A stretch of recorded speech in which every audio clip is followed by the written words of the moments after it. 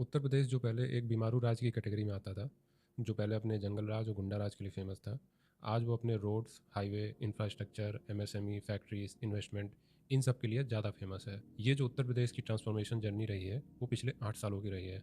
तो इसके बारे में थोड़ा हम लोग डिस्कशन करेंगे और वेरियस पॉइंट्स में देखेंगे कि कहाँ कहाँ उत्तर प्रदेश में चेंज आए हैं।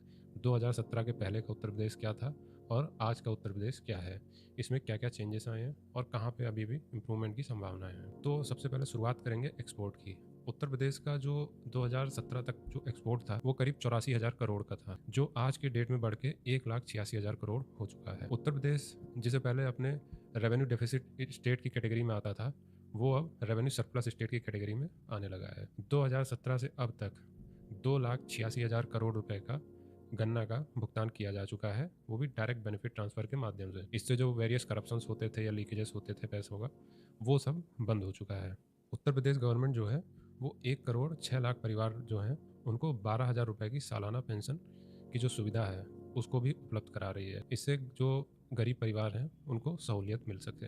और जैसे कि आप जानते हैं कि जब भी बिन मौसम बारिश हो या नेचुरल कैलेमिटी हो, तो इनसे रिलेटेड जो भी रेलेवेंट इन्फॉर्मेशन है अगर सही टाइम पे एक आम नागरिक को या किसान को मिल जाए तो काफ़ी हद तक कई सारी जो हानियां होती हैं उनसे बचाव किया जा सकता है। इसी के लिए उत्तर प्रदेश सरकार जो है वो इसरो के साथ मिलकर अपना खुद का सैटेलाइट लॉन्च करने की दिशा में काम कर रही है। उत्तर प्रदेश में ब्रह्मोस मिसाइल की मैन्युफैक्चरिंग शुरू हो चुकी है। इसका प्लांट लखनऊ में लगा है। किसी ने उम्मीद भी नहीं करी थी कि लखनऊ में या उत्तर प्रदेश में ब्रह्मोस जैसी मिसाइल की मैन्युफैक्चरिंग भी हो सकती है, क्योंकि उत्तर प्रदेश की पहले की जो इमेज रही है और जो ट्रैक रिकॉर्ड रहा है उसे देख के किसी ने सोचा भी नहीं था कि उत्तर प्रदेश जैसे राज्य में ये सब चीज़ें भी होंगी। और 1947 से 2017 तक जो रजिस्टर्ड कारखानों की संख्या है वो 14,170 के अप्रॉक्स थी। और मार्च 2017 से 2025 तक की बात करें तो ये संख्या 27,295 हो चुकी है। तो ये दिखाता है कि कैसे उत्तर प्रदेश में जो हमारे फैक्ट्रीज हैं उनकी संख्या कैसे बढ़ी है। अब गरीबों के इलाज के लिए जो मुख्यमंत्री राहत कोष से करीब 1100 करोड़ रुपए की सहायता दी जा चुकी है। उत्तर प्रदेश में पहला ग्रीन हाइड्रोजन प्लांट भी लगाया गया है, जिसे गोरखपुर में लगाया गया है। और इससे बेसिकली उत्तर प्रदेश का टारगेट है कि वो ग्रीन एनर्जी का हब बन के निकले। इस प्लांट की बात करें, हाइड्रोजन प्लांट की, तो इसकी जो कैपेसिटी है वो 72 टन पर ईयर की है। और इससे जो है 500 टन कार्बन उत्सर्जन की बचत होगी।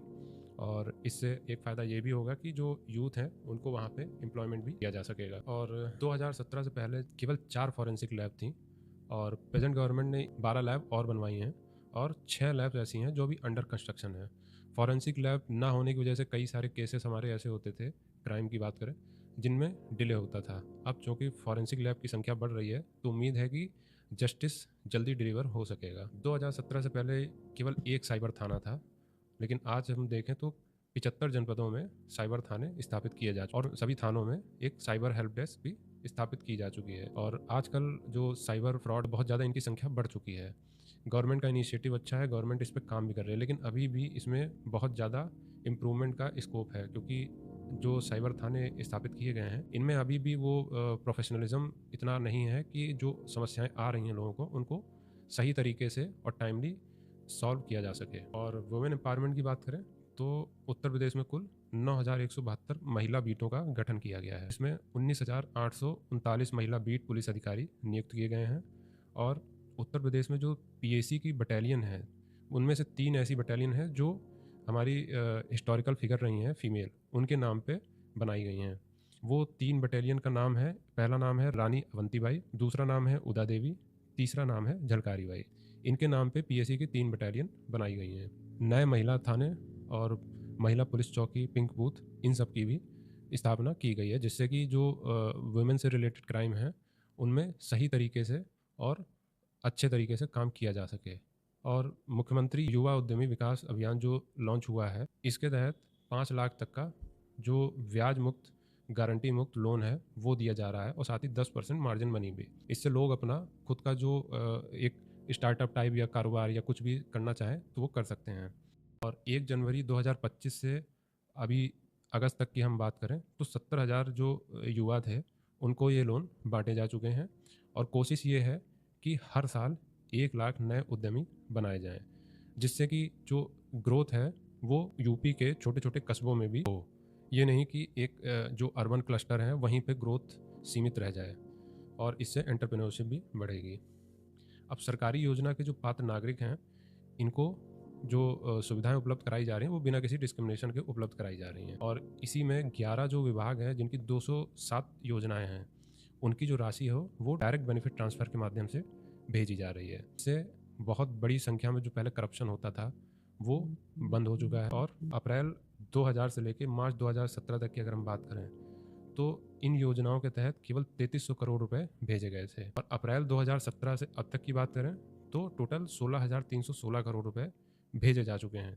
तो आप कंपैरिजन देख सकते हैं कितना बड़ा है कि जहां पहले 2000 से 2017 तक केवल 3300 करोड़ दिए गए थे, वहीं सिर्फ 8 सालों में ये जो फिगर है ये 16,316 करोड़ का हो चुका है। और बात करें तो पिछले 8 सालों में 57 लाख जो गरीब लोग थे उनको आवास की सुविधा उपलब्ध कराई जा चुकी है, जो कि अपने आप में एक बहुत बड़ा माइलस्टोन है। और उत्तर प्रदेश की जीएसडीपी की बात करें तो 2016-17 तक जो उत्तर प्रदेश की जीएसडीपी थी वो 13,30,000 करोड़ की थी, और ये 2024-25 में बढ़ के 29,80,000 करोड़ रुपए की अप्रॉक्स हो चुकी है।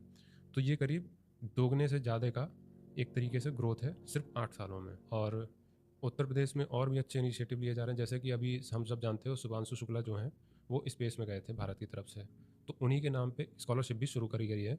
ये स्कॉलरशिप उनके लिए है जिनका कि इंटरेस्ट स्पेस में है या स्पेस से रिलेटेड टेक है उसकी रिसर्च में है, तो उनके लिए ये स्कॉलरशिप हेल्पफुल रहेगी। और एमएसएमई की बात करें तो उत्तर प्रदेश केवल इकलौता राज्य है जहाँ पे 96 लाख से ज़्यादा एमएसएमई यूनिट हैं, और इससे 1,65,00,000 लोगों को एम्प्लॉयमेंट दिया जा रहा है। और जो रजिस्टर्ड उद्यमी हैं उनको 5 लाख तक का बीमा कवर भी उपलब्ध कराया जा रहा है।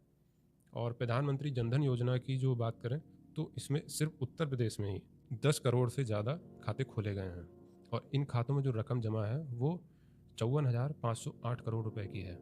और ये जो खाते हैं इनमें से 6 करोड़ 80 लाख खाते ऐसे हैं जिनको कि रुपए कार्ड भी दिया गया है। तो आप देख सकते हैं कि उत्तर प्रदेश का जो ट्रांसफॉर्मेशन रहा है वो पिछले 8 सालों में ह्यूमंगस रहा है। हालांकि अभी कई सारे ऐसे एरिया हैं जहाँ पे उत्तर प्रदेश को अभी काम करने की बहुत ज़्यादा ज़रूरत है, चाहे फिर वो एम्प्लॉयमेंट से रिलेटेड हो या इंफ्रास्ट्रक्चर से रिलेटेड हो या जो नए एंटरप्रेन्योरशिप का जो इन्वायरमेंट है उसको और अच्छे से डेवलप करने की बात हो। तो ये था आज का वीडियो। Thank you.